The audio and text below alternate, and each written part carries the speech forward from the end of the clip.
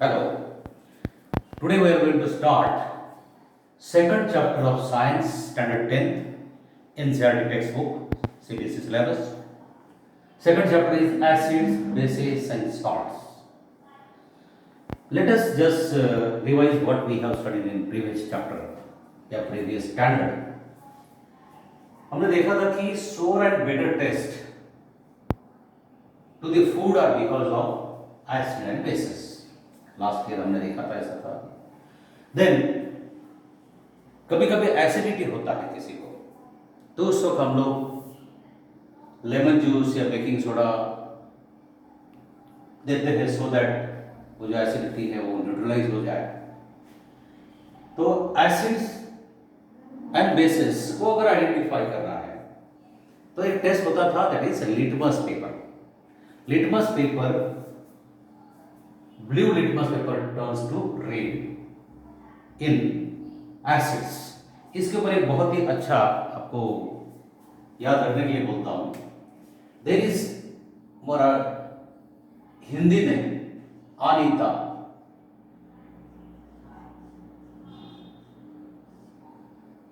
आ means आम्ल, that is acid.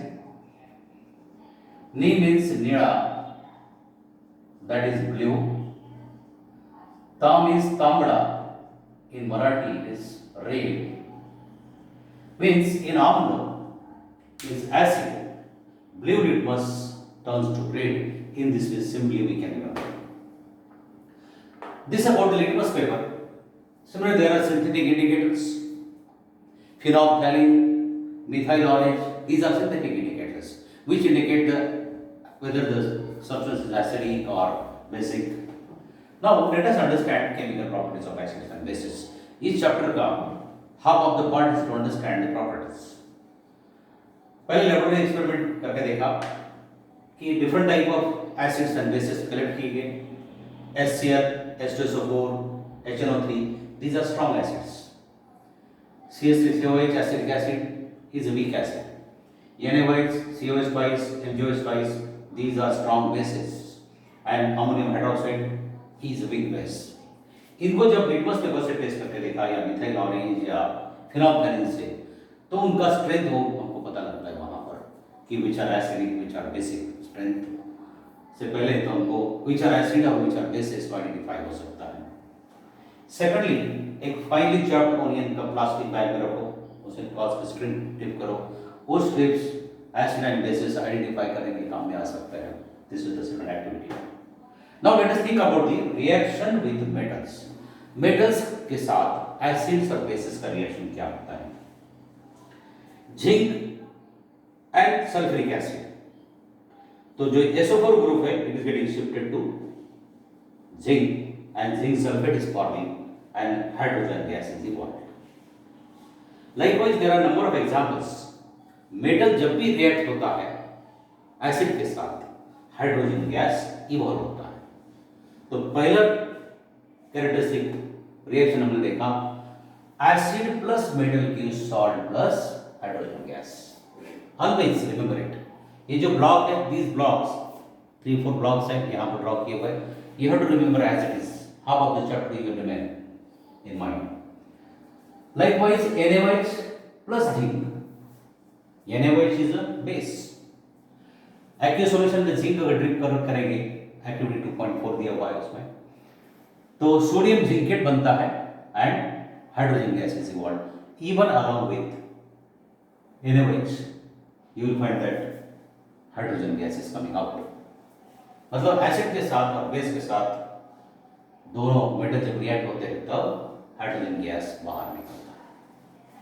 Next one is reaction of acid with metal carbonates and metal hydrogen carbonates.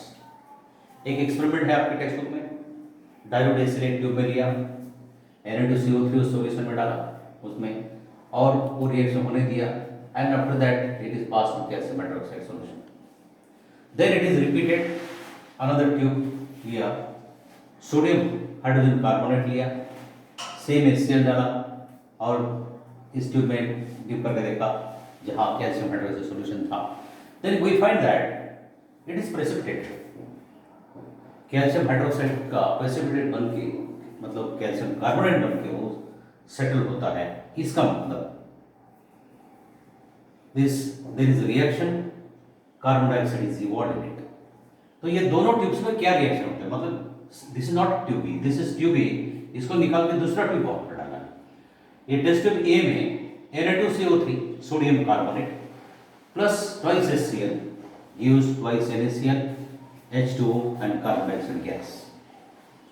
जब second tube test tube लिया उसमें sodium hydrogen carbonate लिया and then replace कर same acid, तब NaCl, H2O and CO2 gas बाहर आया। Then ये दोनों में से same hydrogen water and CO2 gas बाहर आया और वो second test right hand side में हमने पकड़ा है, उसमें क्या रिएक्शन होता है, calcium hydroxide lime water, lime water में जब भी CO2 गैस जाता है तो कैल्शियम कार्बोनेट का precipitate settle down and water is remain in the solution. मतलब जो भी निकला गैस वो कार्बन डाइऑक्साइड था, ये राइट हैंड साइड ट्यूब में पता लगता है। मतलब in general what we can say, कभी कभी एक्सेस ऑफ CO2 अगर गया CaCO2 में तो उस वक्त H2O CO2 की सॉल्यूशन में तो कैल्शियम हाइड्रोजन कार्बोनेट बनता है and that is the cyclic solution. तो इन जनरल हम लोग इसमें क्या ऑब्जर्वेशन किए, आइदर मेटल कार्बोनेट और मेटल हाइड्रोजन कार्बोनेट जब भी रिएक्शन हुआ एसिड के साथ सॉल्ट बना, कार्बन डाइऑक्साइड बना एंड वाटर बना। This is next reaction. Second observation आपके नोटबुक में एक दो बार लिख के देखने का, ये बार बार ऐसा एक जनरल सेट ऑफ माइंड रखने का। तो पहला हमने देखा कि reaction with metal acids and bases, second देखा reaction with metal carbonates and metal hydrogen carbonates. अभी थर्ड हम देखते हैं कि एसिड और बेसिस एक दूसरे के साथ रिएक्शन होता है तब क्या होता है। When acid react with base, suppose NaOH and HCl, तो NaCl बनता है एंड H2O लिक्विड बनता है। मतलब in general we can say when base and acid react with each other there is a formation of salt. Salt बनने के बाद में एडिशनल वाटर बनता है। Always whenever acid and base react there is a formation of salt and water. This is also called as a neutralization reaction, शायद previous standard में आपको कही गया होगा। Next part is reaction of metallic oxide with acids. Metal oxide, suppose copper oxide. Copper oxide जब HCl के साथ react हुआ तो copper chloride and H2O water निकला। इसका मतलब मेटल ऑक्साइड और एसिड के साथ रिएक्ट हुआ तो सॉल्ट मिला plus water. This is general reaction. Likewise non metallic oxide के साथ जब बेस का रिएक्शन करके देखा तो क्या मिलता है, तो नॉन मेटेलिक ऑक्साइड के साथ जब बेस का रिएक्शन करके देखा, these are also remaining as a salt and solution, वो भी सॉल्ट सॉल्यूशन एंड वाटर मिलता है। इसका मतलब metallic oxides are acidic in nature. Base के साथ जब रिएक्ट होता है सॉल्ट बनता है, इसका मतलब metallic oxides are acidic in nature. आपके टेक्स्ट में इसके ज्यादा रिएक्शंस नहीं है। तो इस सेशन में हमने क्या क्या देखा, first to understand the chemical properties of bases, acids and bases. There are 4 properties, जितने मैंने स्टार मार्क कर दिए 1 2 3 and 4, these are 5 properties, number 1 number 2 3 4 and 5। First property में हमने एक देखा कि एसिड्स के साथ जब रिएक्शन होता है मेटल्स का तो हाइड्रोजन गैस बाहर, acid plus metal salt plus hydrogen. Second experiment में हमने क्या क्या देखा कि मेटल कार्बोनेट्स या मेटल हाइड्रोजन कार्बोनेट्स जब रिएक्ट हुए एसिड के साथ at the time salt, carbon dioxide and water. Carbon dioxide present है कि नहीं वो चेक करने के लिए हमने एक टेस्ट में लिया था। And then next is acid and bases आपस में रिएक्शन जब होता है तब सॉल्ट एंड वाटर निकलता है। And next is reaction of metallic oxides with acid, जब भी वो रिएक्ट होते हैं तब सॉल्ट एंड वाटर ही बाहर आता है। मतलब copper metal oxide plus acid gives salt plus water and non metal के साथ रिएक्शन करके देखा तब ऐसा मिला, जब बेस के साथ रिएक्ट हुए तो उसको भी सॉल्ट एंड वाटर आया। इसका मतलब this metallic oxides are acidic in nature. इसके नीचे जो क्वेश्चंस है वो जरा आप लोगों ने देखना चाहिए। Here is the end of first session of this chapter. In next session, please study further.